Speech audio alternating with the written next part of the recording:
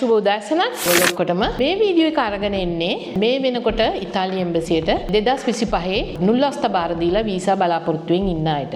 ඉතින් ගොඩක් අයට අපි මේ තිරේ පෙන්නන විදියට මෙන්න මේ වගේ කොමියුනිකේෂන් එකක් එම්බසියෙන් දෙනවා. මේකෙන් කියන්නේ මොනවාද?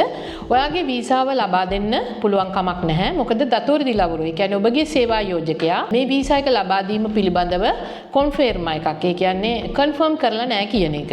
ඉතින් අපි අද ඔබට තේරුම් කරන්න යන්නේ මේ කන්ෆර්මේෂන් එක ඔබට නොදුන්නොත් තමා මෙන්න මේ විදිහට ඔබට මේ ලියුම හම්බ වෙන්නේ. මේ ලියුමේ ඇත්තටම පැහැදිලිව කියලා තියෙනවා per mancata conferma parte del datore di lavoro italiano කියලා. ඒ කියන්නේ ඔබගේ සේවා යෝජකයා විසින් මේ කන්ෆර්මේෂන් එක වීසාව ලබා දෙන්න ඉතාලි එම්බසියට දීලා නැහැ කියලා. ඉතින් අපි බලමු ගොඩාක් වෙලාවට මේ datore di lavoro සේවා යෝජකයෝ මේ පිළිබඳව දැනුවත් නැහැ. විශේෂයෙන්ම වුන් දැනුවත් නැහැ සහ මේ අදාළ මේ නුල්ලාස්තා අයදුම් කරපු සමහර ආයතනත් මේ සිස්ටම් වලට දිනපතා ලොග් වෙන්නේ නැහැ. ඔවුන්ට අවශ්‍ය වෙලාවට විතරයි උන් ලොග් වෙනකොට මේක දකින්නේ මේ මැසේජ් එක.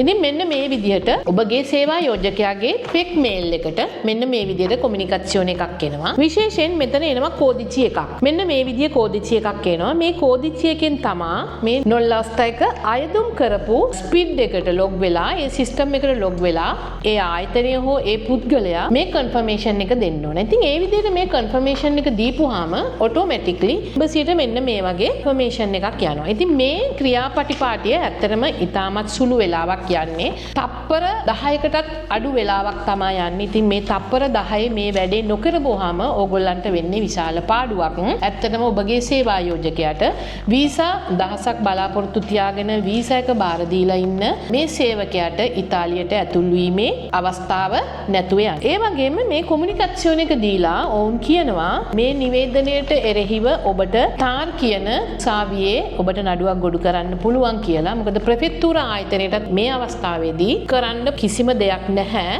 අපිට නඩුවකට යන්න තමයි තියෙන්නේ. ඉතින් ගොඩාක් වෙලාවට නීතිඥයින් නඩුව බාරගන්නේ ඔබට මේ ක්‍රියාපටිපාටිය සම්පූර්ණ කරන්න සාධාරණ හේතුවක් තිබුණා නම් පමණයි. ඉතින් ඒ නිසා ඇත්තටම මේ ගැන ඔබ සැලකිලිමත් වෙන්න. මේ තප්පර 4-5 වැඩේ නොකරන්න ගියොත් මේ වෙනකොටත් මේ සැප්තැම්බර් 9 වෙනිදා මගේ අතේ තියෙන්නේ සැප්තැම්බර් 9 වෙනිදා මේ විදිහට වීසා එකක් අවලංගු කරපු නිවේදනයක් තියෙනවා. ඉතින් ඇත්තටම මේ ක්‍රියාපටිපාටිය සම්පූර්ණ කරන්න ඉතාලි එම්බසිය අපිට ලබා දෙන්නේ මිනිස්තේරියෝ දෙල් ඉන්ටර්නෝ එක අපිට ලබා දෙන්නේ දවස් 7ක ප්‍රමාණයක් පමණයි. ඉතින් ඔබ මේ දවස් 7 ඉක්මවලා 8 වෙනි දවසේ කෙරුවත් ඔබගේ වීසා එක රිජෙක්ට් වෙනවා.